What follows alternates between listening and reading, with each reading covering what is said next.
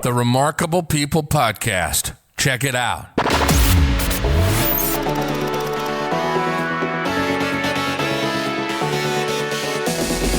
The Remarkable People Podcast. Listen, do, repeat. For life.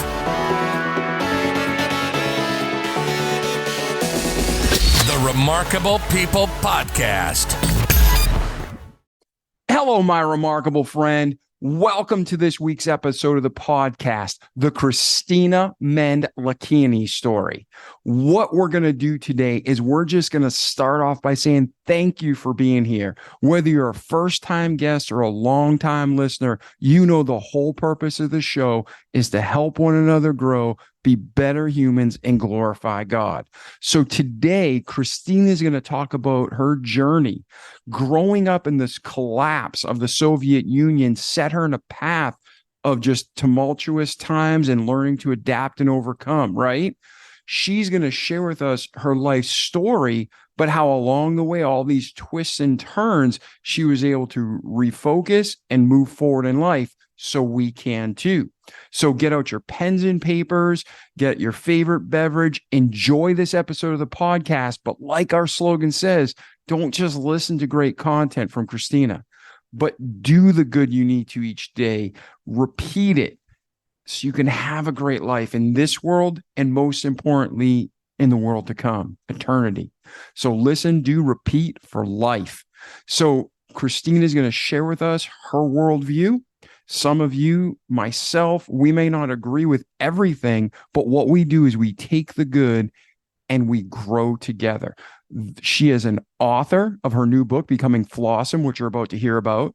She is a businesswoman, an entrepreneur. She has a background that's deep and wide and very successful from man's eyes.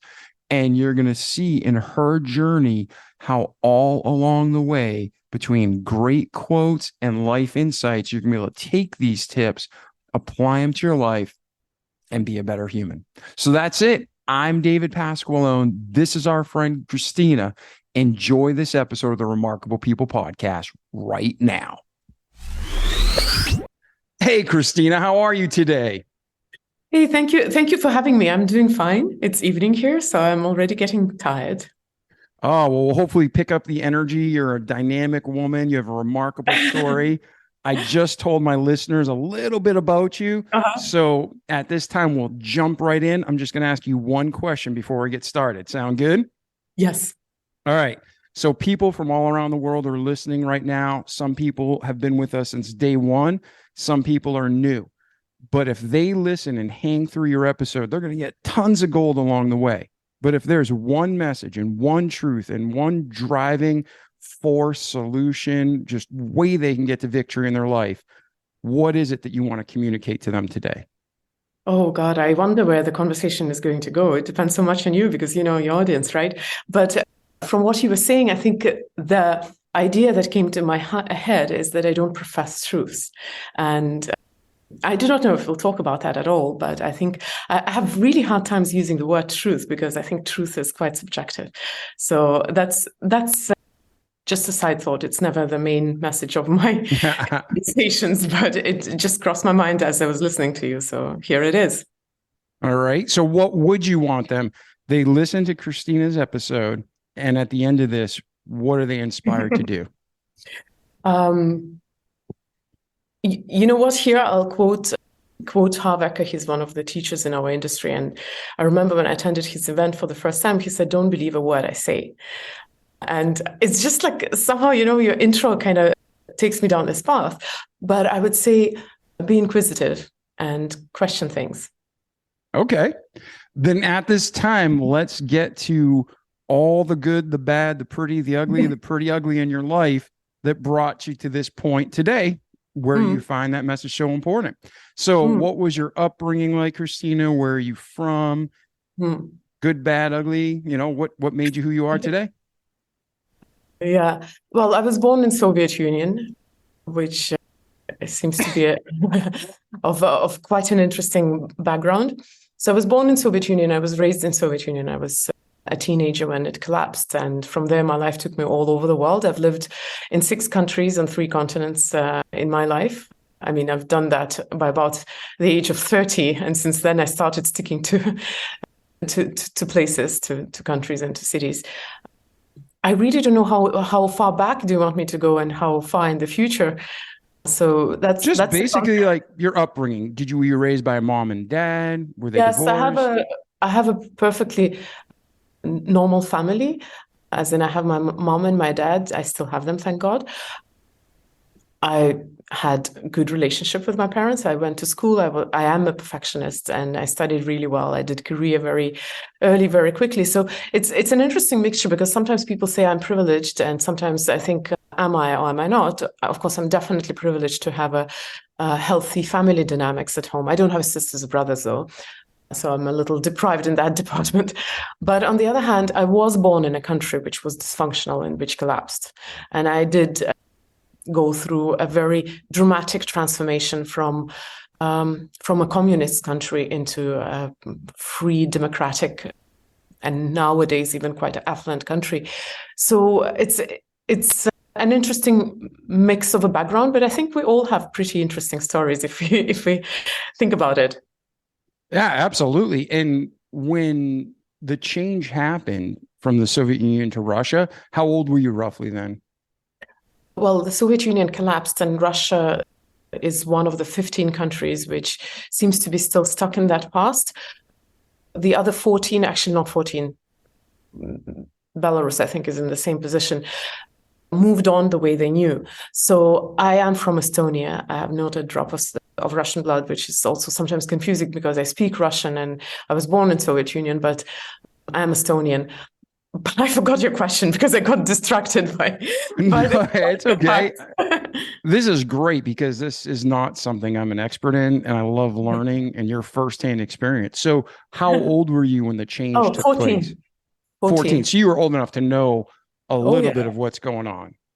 Even more than that, I was brought up in that mentality, and by 14, your personality is quite formed. Of course, maybe psychologists would say there are a few more years that are still crucial, but as a human being, you acquire your values and your worldviews and definitely your beliefs by that age. I definitely understood what was going on when the Soviet Union was collapsing, but I wasn't as engaged in politics, of course, at 14. So I didn't realize what dysfunctional country is going to is coming to an end. For me, it was just my homeland. I did know a few things because, there was perestroika before that. So we got exposed to the outside world. So I knew, for example, that I can't travel abroad. Of course, Soviet Union was big enough, so there was where to travel. But we couldn't go abroad to Europe, for example, anywhere. And another thing which I knew, because we already saw some movies, that people in the West lived in more comfort than we did. So these 2 things I knew, but things like democracy, human rights, this was alien at that time. Okay. And then, so now you're a teenager. It's not just like your home. I mean, the whole world is changing. Yeah. And then as you're growing up through school, you said you were a perfectionist. So studies came, even though you had to work hard, that was in place. Was there anything significant between your birth to, let's say, when you go to university, anything out of the ordinary that is fundamental for where you are today, or we just move through it? Well, historically speaking, a whole era changed. The Cold War ended. Yeah. It was exactly in that period between me being a teenager and going to university. Yes, I was a good student, and I guess my school years until the very end were pretty much the Soviet-style education, because, of course, they changed some things about the history, but the system doesn't change so much. I was graduating like 3-4 years later, so we still lived in the same paradigm. And it was a different schooling system from what my children are going through right now, definitely. Much more pragmatic, maybe down to earth, but also incredibly, well, I would say limiting in a way. I actually can't really complain because I'm pretty happy with my education, but it was tough. It was hard. There were really high expectations. And then the university was already a new era. And since I was a teenager, of course, it was easy to adapt, I guess. For the more mature people, it was a harder transition. But when you are still learning about life, then you have a chance to learn about a new life. I made a career pretty quickly as I was still in university. I went to do my bachelor's. It takes 5 years. And somewhere in the middle of my studies, I already started making a career. And part of the reason was because Estonia, when we changed course, decided that everybody who was in the government in Soviet days will not be allowed to lead the country for 10 years at least. So we had no one to lead the country. And I studied public administration. So I ended up starting a career while I was working. And it was such a funny time. At that time, our Ministry of Defense and Ministry of Education were 27-year-olds. So me making a career at 21, 25 wasn't anything out of the ordinary. But yes, I was pretty much, my life started on steroids very quickly. And then I got married, I moved to New York, and I had to start everything from zero again. Okay, well, that's a lot of information really quickly. Let's go back just a little bit. So you're 21, you're finishing university, you're getting involved in politics. Like you said, it was just like steroids because you jumped in so fast and hard because the world was in flux, your country was in flux. When that was happening and you're kind of finding yourself at the same time and what you love, what you don't love, where was the course of your life heading? And then how did you meet your husband? Because did that alter the course or did it stay in the same projection? You see, I think a lot of us, when we grow up, we don't really ask ourselves a question, who I really want to be. We like to do certain things, we don't like to do certain things. We kind of know what we like, what we don't like. But the younger people probably are not so obsessed with, what's the course of my life and this is my mission. In the Soviet Union, we didn't have much of a choice. A lot of things were predetermined. So because of that, I did what I knew I had to do. I had to study well, get a good degree, get married, get a good job. So that was kind of predefined for me. Now, I went to study what I enjoyed, and I started a career where I enjoyed myself. But I never questioned if that's what my life is going to be about. The realization happened as I was moving through my life.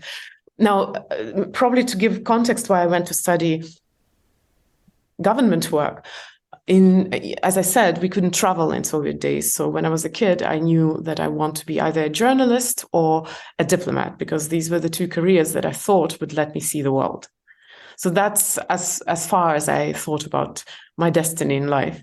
And I started on the path of government work. But at that time, it wasn't important for traveling. It just kind of happened, without conscious decision. Okay. And then along the line, you meet a man, you end up getting married. You asked about vision, yes. And then moved to New York. That's a huge change too. Yeah, vision, we used to be married. We divorced a few years ago. We met when we were students. When we were students, we were part of the same student organization called ISAC. And he studied and worked in the US, worked for the student organization. I studied in Estonia, but I also worked for the same organization. So we were sent to the same events, and we met as students at different events around the world. And and then did your career path? Then we dated for a few years. He lived in New York, I lived in Europe, and it was expensive for students. So he suggested that I move to New York, because that's the tradition, a woman moves after a man. So I didn't question the move per se. I just said that I won't leave everything behind, my friends, my family, my career, and just come as a girlfriend. So that was the reason why we decided to get married. Okay.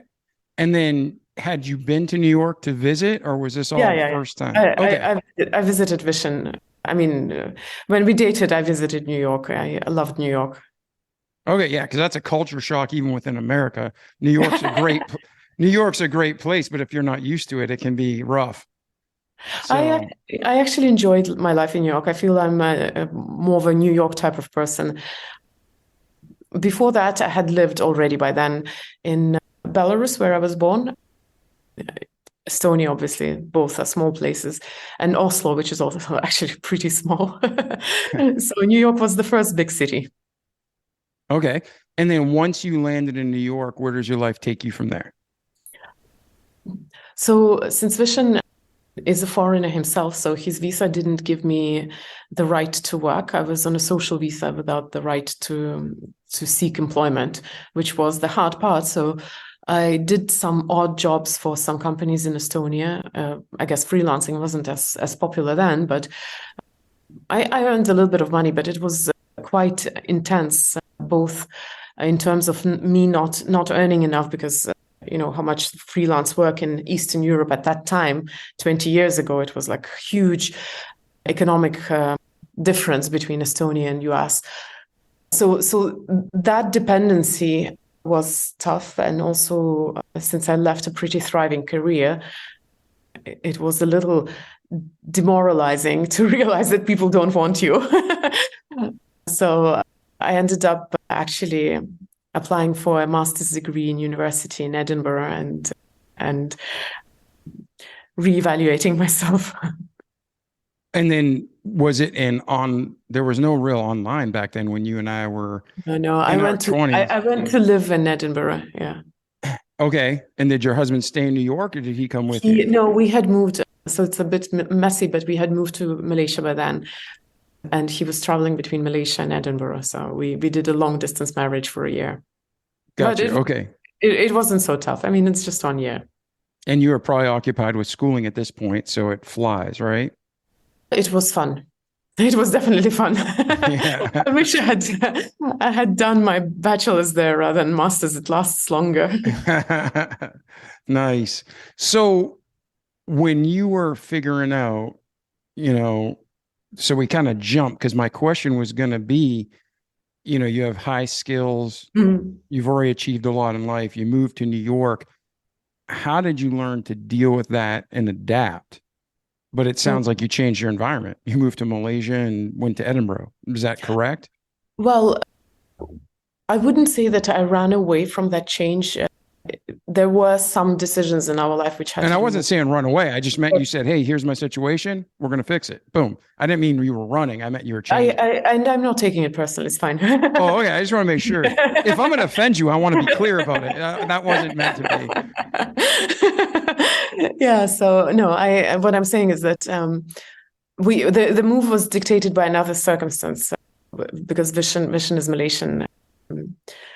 By origin, so his passport coming from a Muslim country, it was 2003, so it was a tough time, and we thought it was easier for us to be back in his home country, Malaysia, with his big family there, and just start everything there. And by then, Vishen had lived in New York not New York, in the US for 10 years, so it was a huge change for both of us. For me, maybe not so much because I only spent 1 year in New York, and in that 1 year.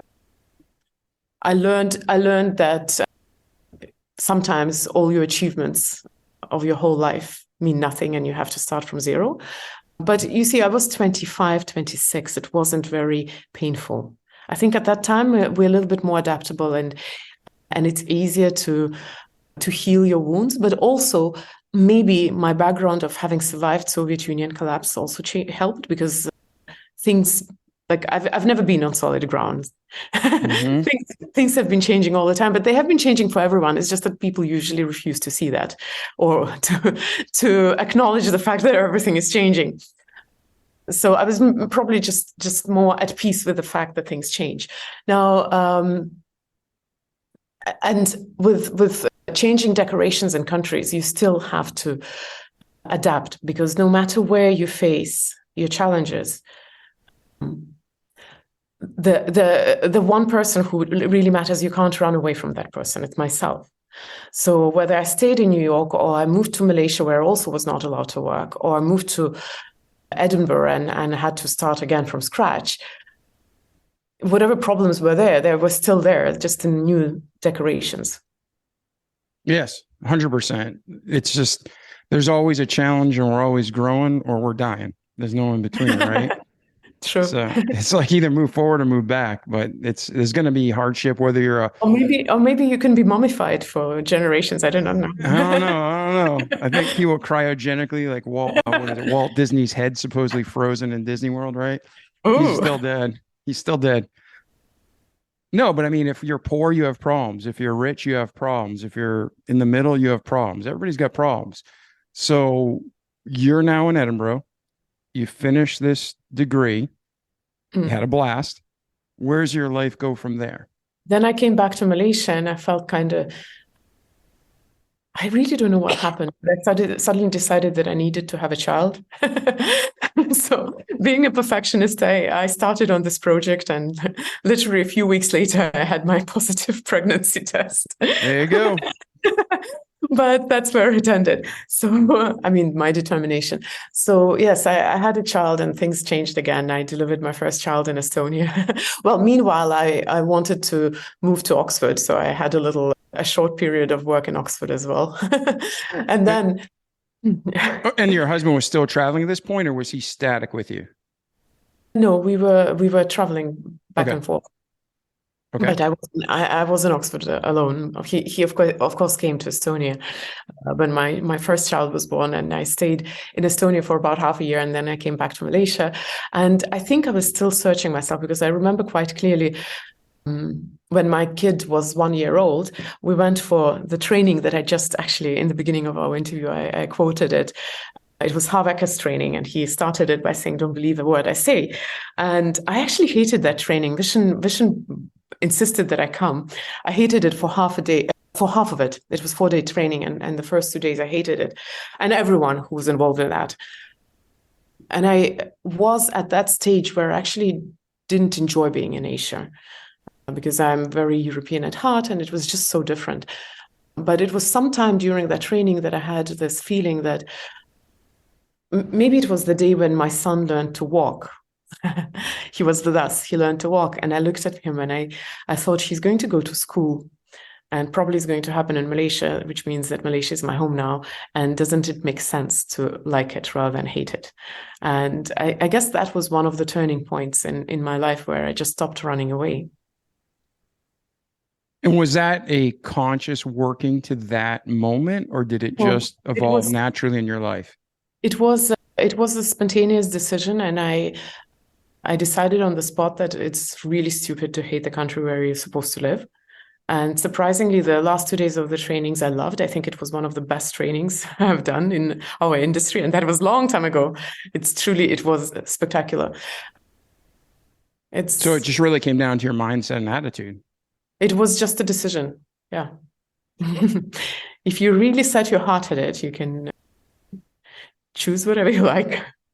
Then how would you, for the people listening, let's make that our first kind of talking point. For the people who are struggling, they're miserable in their situation, what advice would you give them, or what practical steps to break free would you give them?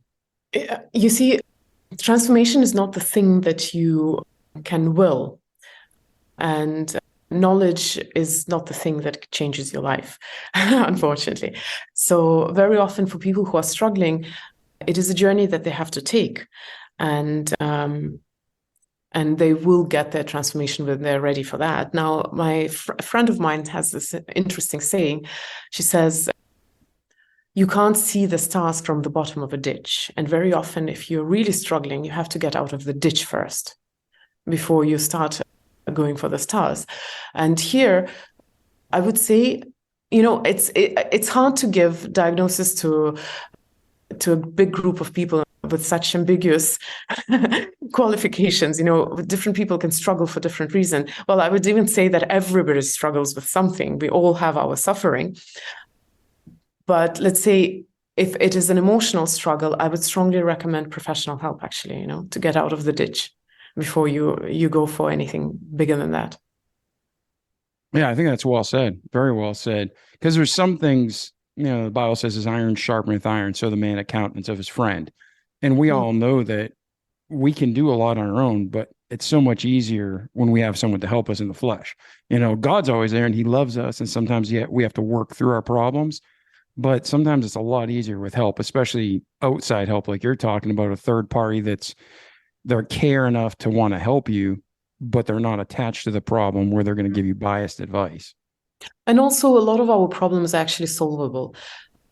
We think that personal growth transformation is a young industry, but it's not truly. If you look at the origins of, let's say, even our literature, some of the ancient, philosophers and writers, they were in essence also personal growth teachers. So there is nothing new, no new problems in this in our society. Well, maybe apart from the global problems, but when it comes on the human level, a lot of the things are quite easy to solve if you only ask for help properly. For example, maybe a little detached example. I had problems with my kid being too much on iPad at some point when he was younger. And I know a lot of parents struggle with that. But I went on Google and I researched and asked some of my psychologist friends who, specialize in childhood psychology. And I discovered that there are rules and mechanisms and tricks and different ways to deal with that are already set out there. All you have to do is try. And it's solvable. And you don't have to really bang your head on the brick wall wondering, what do I do? Just ask for help. There are so many answers to literally almost any problem out there. Yeah, I agree. I think almost everything, if you strive hard enough and you do it the right way, there's an answer. Some problems, there's some things you can't control and you got to accept. But I agree with you. The majority of problems, quote unquote, opportunities, whatever you want to call it, they have solutions. So I think that's great advice. You can't control the circumstances or the events in your life, but the event in itself isn't a problem usually. Your reaction to that event is a problem. So let's take business as an example. Like if you have hard times in business, that hardship in business is not necessarily your problem. Your problem is the worry about the future. Your problem is the anxiety that you're feeling connected to that. And if your state changes, you might see the problem not as a problem, but as a challenge, as something to solve. You maybe, and probably I'm talking to a narrower audience right now, but if in your audience there are people who have started businesses, say 10, 15 years ago, they might remember the time when they were starting it, when they were still excited. A lot of the things didn't seem like problems that will rob you of your sleep. They seemed just as something exciting to do. So very often our reaction to the problem is a much bigger thing to solve than the situation itself. Very true. Very true. So how do you help people pull away the distractions and cut to the core of what they need to focus on to get to that resolution?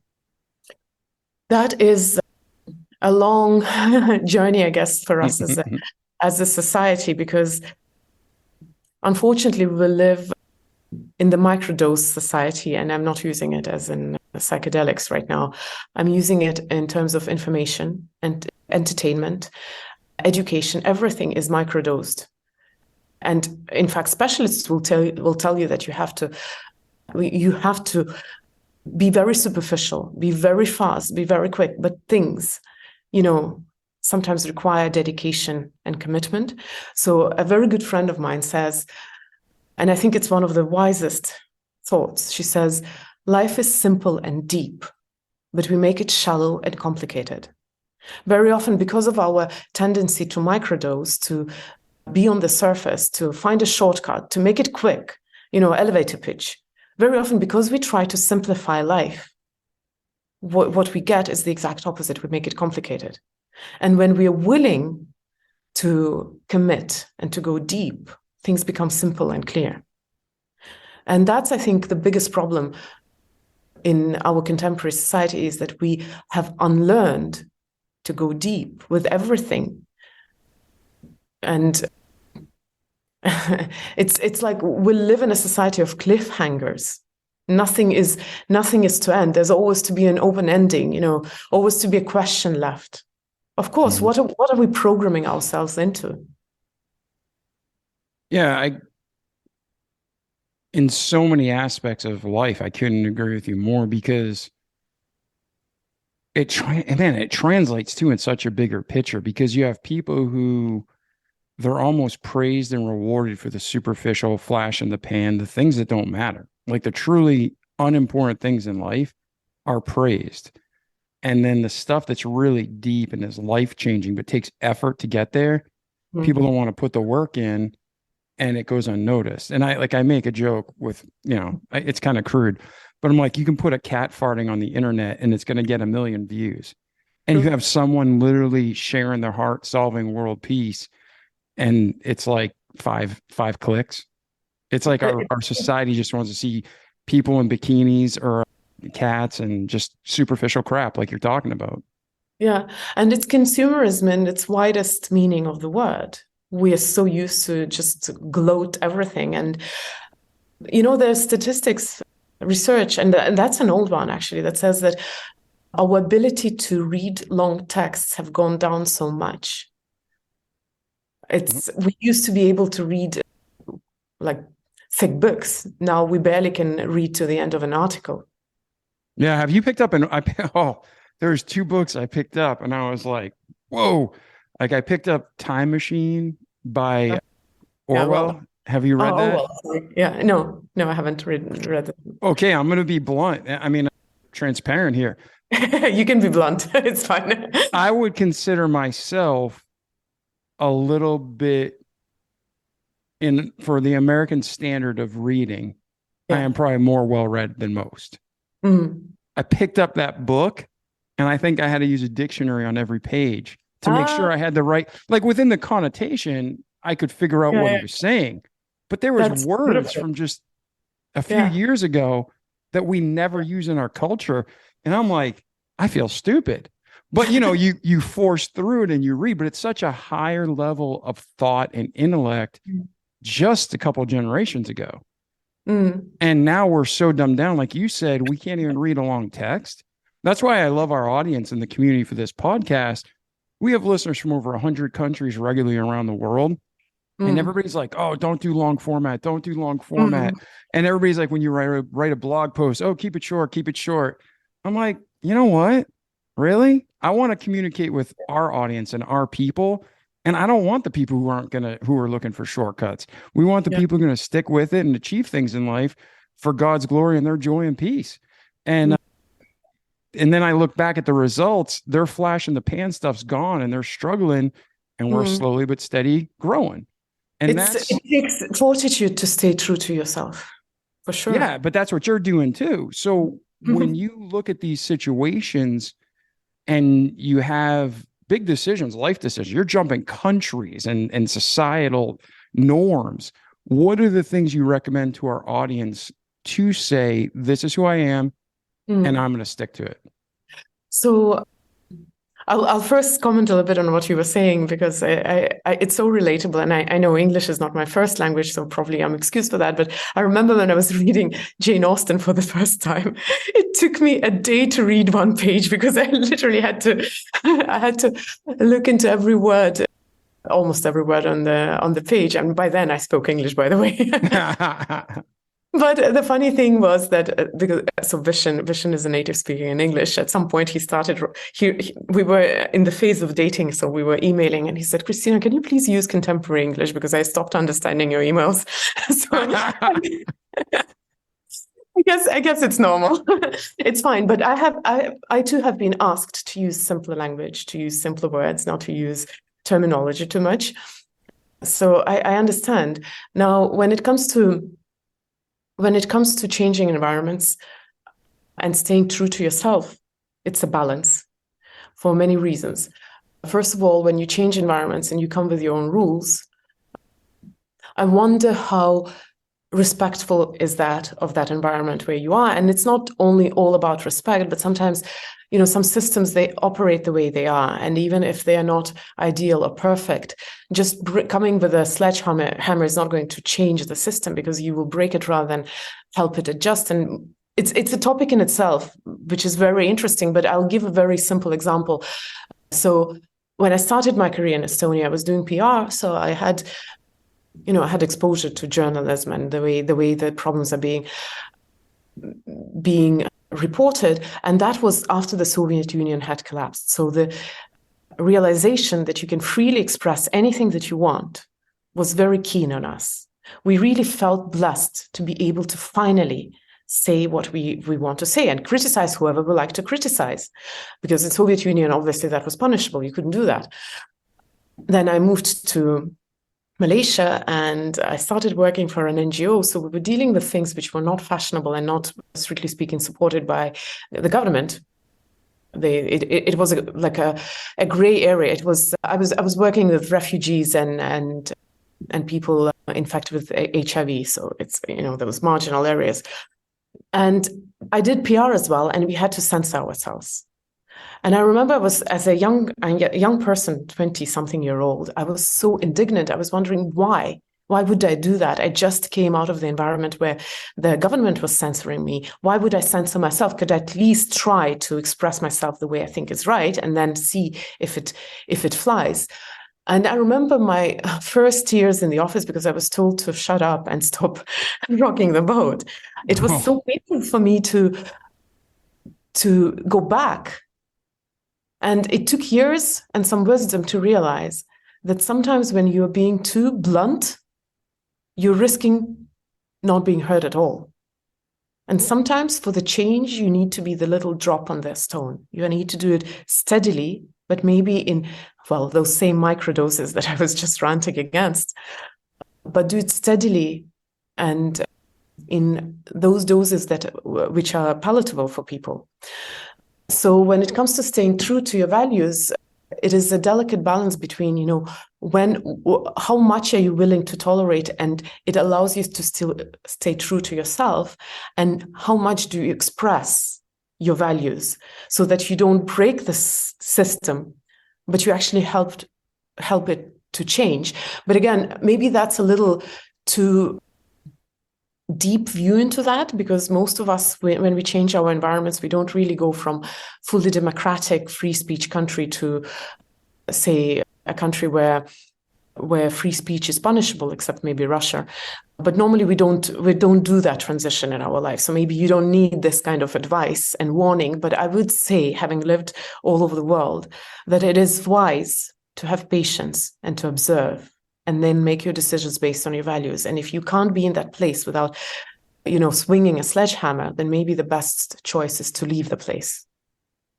I couldn't agree more. And the Bible lines up with that. There's a verse that talks about a soft answer turneth away wrath, but grievous words stir up anger. And that's exactly what you're saying. It's not that you're changing who you are or what you believe, but you're being meek and you're delivering it timely and the right way. So that's super wise, as always. Thank you. Okay. Yeah, no, I love talking to you. It's a great conversation. So now we're going back to your story and you have one child at this point, and you left Malaysia, went to Oxford. Where does your life go from there, Kristina? So as I was pregnant, I was, trying to return back to Europe. And when Hayden was born, Hayden was my oldest child, I stayed in Estonia for a few months, but then I came back to Malaysia because that's where we lived. And I had this realization that this is my home now. So I was very comfortable in Malaysia. Sorry. Doing my work, living my life, being fully immersed in my new family and trying to make sense out of the country, which was so different from everything that I knew before. And I think it was quite steady until probably divorce.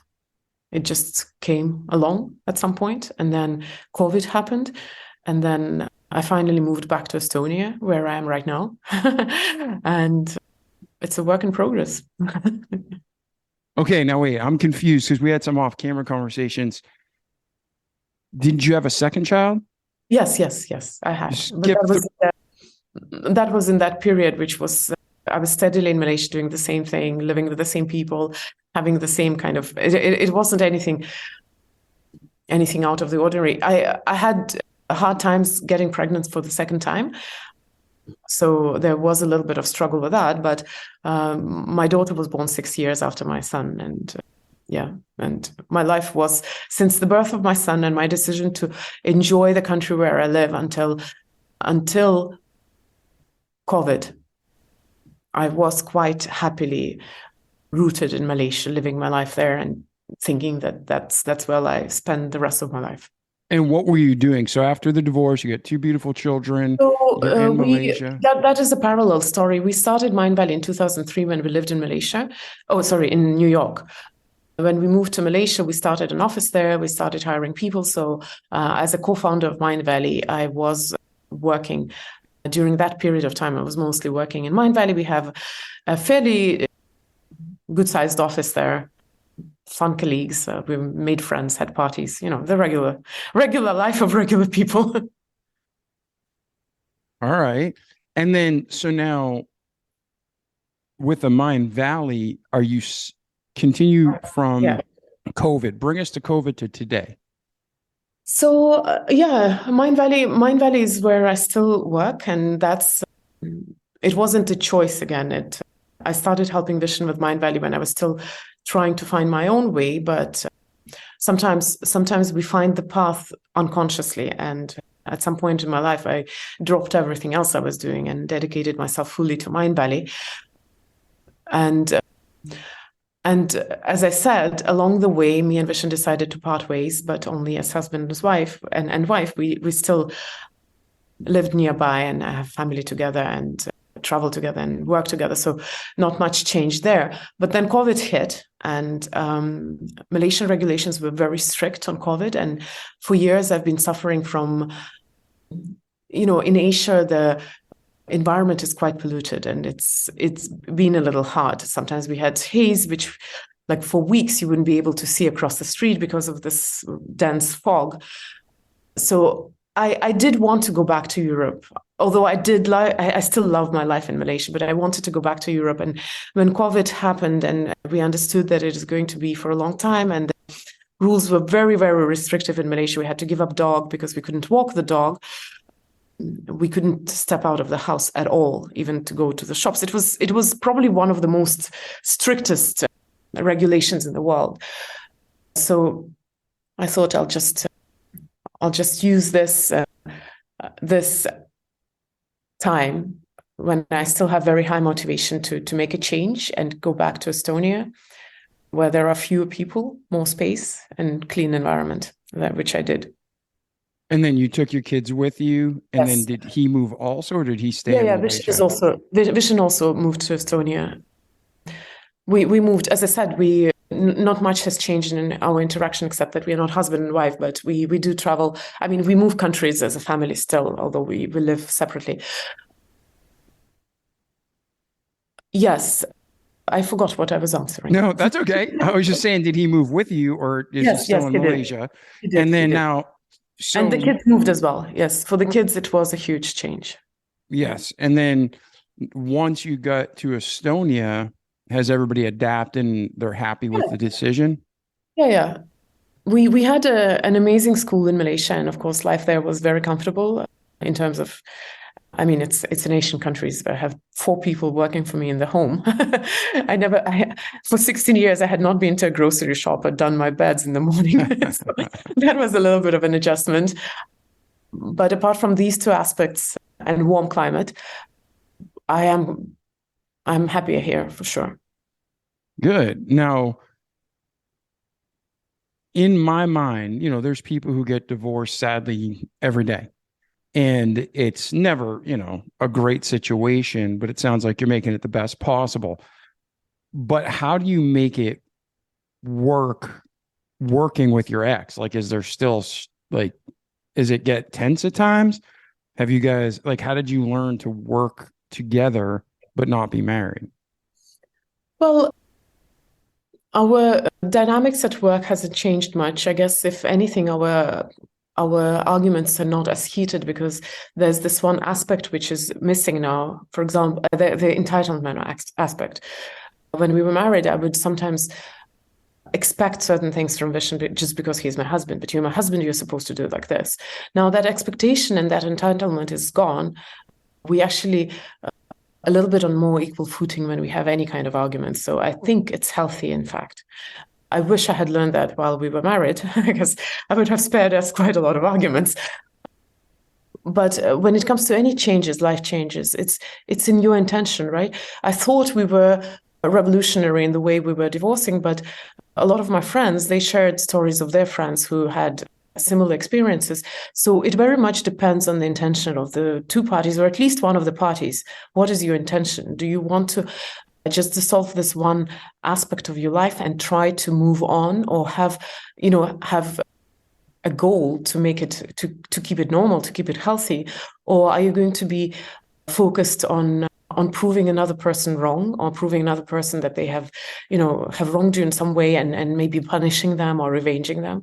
Unfortunately, a lot of the times our divorces are messy and nasty because we are trying to teach another side some kind of lesson. Yeah. No, I can understand that. And I also think there's a lot of hurt. Sometimes the other party really hurts you at a deep level. So then you're left with, how do you deal with it? And, you don't want to be friends with them. They're not someone you want to be with.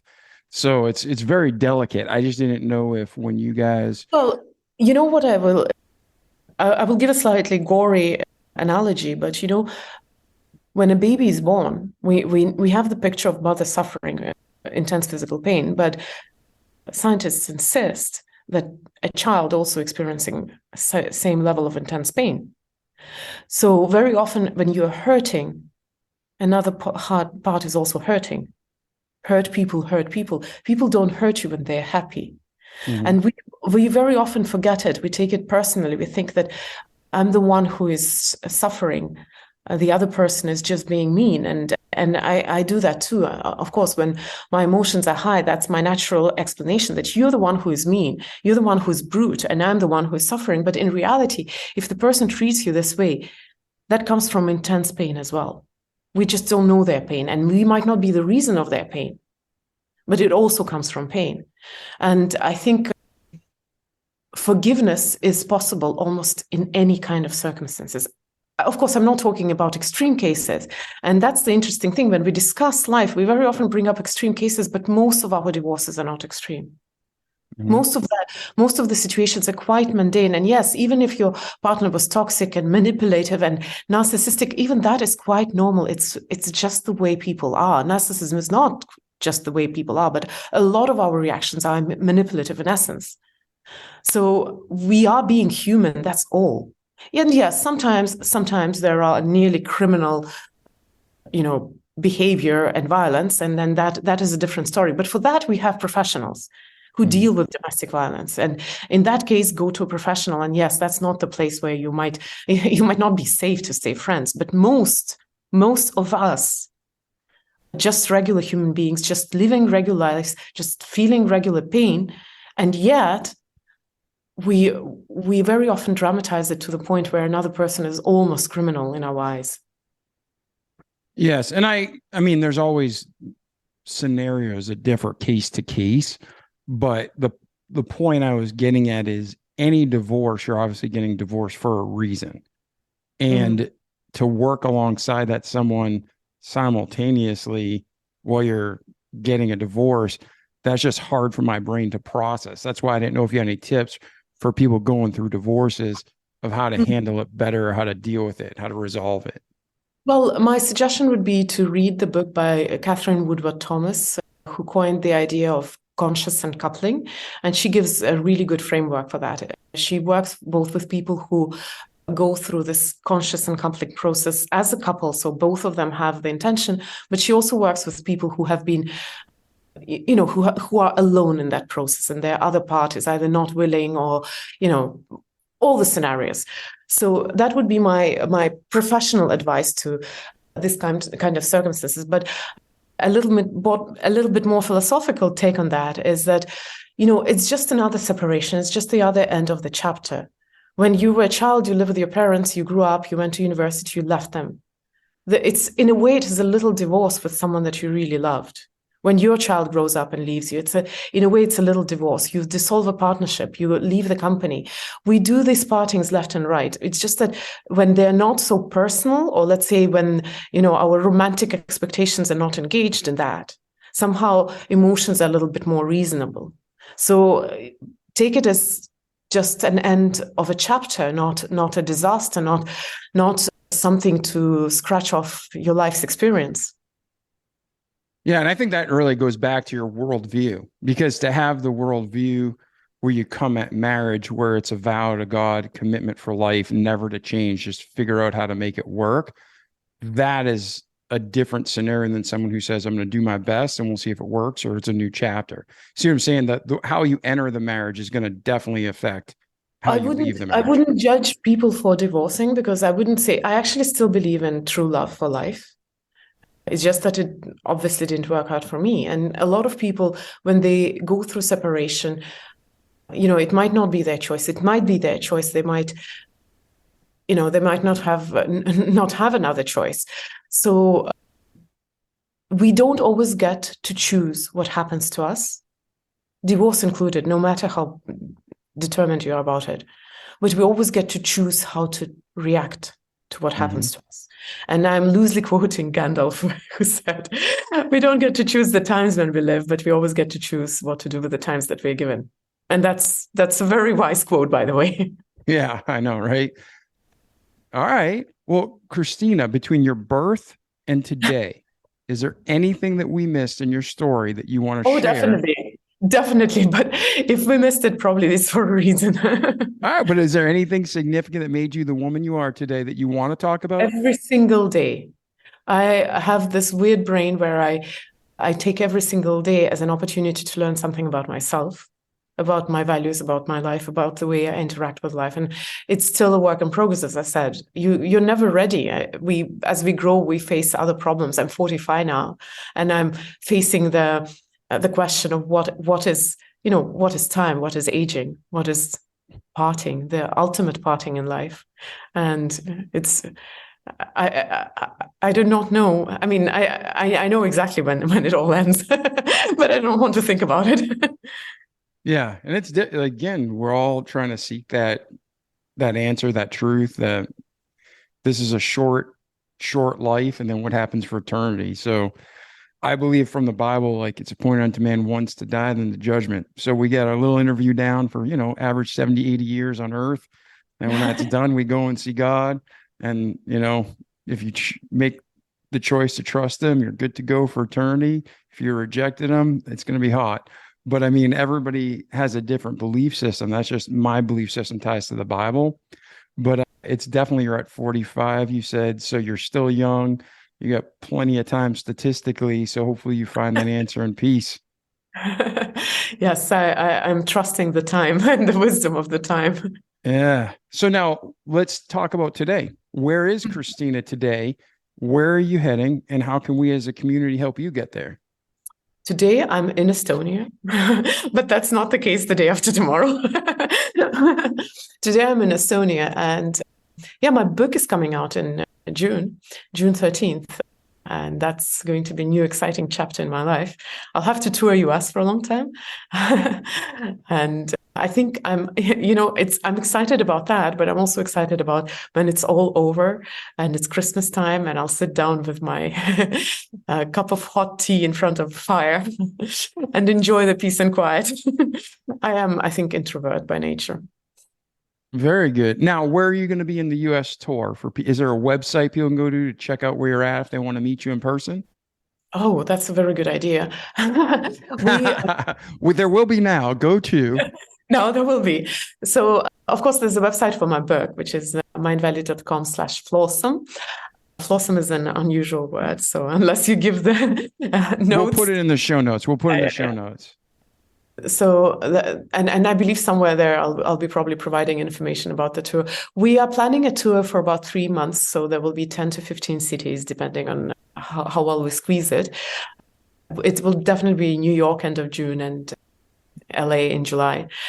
And then from there, all the major markets in US. And yes, we'll have events. We'll probably mail at least Mindvalley audiences in those cities. And yeah, it's going to be a big thing and a bit scary. Very good. Now, talk about Mindvalley. That's a company you and your husband started. You're still part of it. What is Mindvalley and what's your role? So Mindvalley, I'm a co-founder, and I've been in different roles in Mindvalley, obviously, over the 20 years. But right now, I'm more of a of one of those co-founders who's not very much engaged in everyday life. It's the world's probably biggest platform for personal growth and transformation online. We work with some of the biggest teachers, biggest names in our industry, pretty much with anyone. And anyone, as in you can think of all the big names, and we've worked with them, or they've spoken on our stages. We provide education in those areas where, academic education is failing us, areas about life, spirituality, health, relationships, happiness, all those important things in life. Very good. Very good. And we'll put a link to Mindvalley in the show notes as well. But other than, you got your book, that's huge. We'll put a link in the show notes to that. Yeah. Anything else? If someone wants to get a hold of you, what's the best way to reach you? So on all social media, I'm at the handle Kristina Mand. Again, my name is spelled in Estonian, so it might be, you might check the notes for that. So Kristina Mand is on social media, Instagram, Facebook, YouTube, I think, LinkedIn, everything. I'm all there. But apart from that, I'm also building a museum, and I have started a farm. Since we're talking about my life in general, so I'll say that too. Yeah, you got nothing going on. Might as well start a farm, right? Yes. All right. Awesome. Well, it's been a great honor to be with you today, Kristina.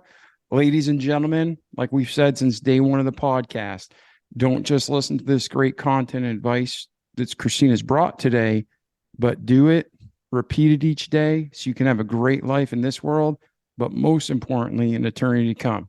So, Kristina, thank you again for being on the show and hanging out with us today. Thank you for having me and for this wonderful conversation. Oh, yeah, it's been a true honor, and maybe we'll catch you when you're in the States. Thank you. Ladies and gentlemen, we love you. Check out some more episodes. Share it with your friends. Send it all over the place, not so we can get famous, but so we can help the world grow, and together we can just be better people. We love you, and we'll see you in the next episode. Ciao. The Remarkable People Podcast. Check it out.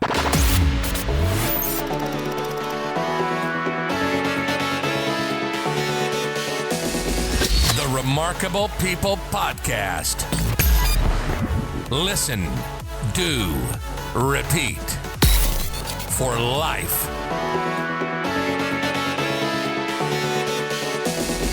The Remarkable People Podcast.